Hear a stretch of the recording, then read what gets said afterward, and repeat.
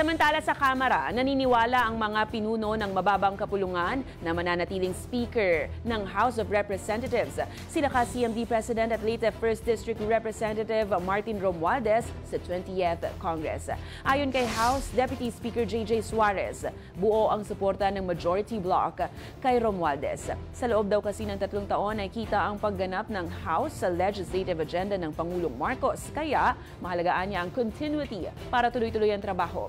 Sinang-ayunan naman ito ni NPC spokesperson at Quezon City 1st District Representative Mark N. Verga. Wala pa namang ibang pangalan na lumulutang bilang posibleng katunggali ni Romualdez sa speakership sa darating na Kongreso. Naniniwala naman tayo sa nakalipas na 3 taon, nakita naman natin yung performance ng House. Nakita natin kung paano po tayo nakapag-deliver sa legislative agenda ng ating Pangulo.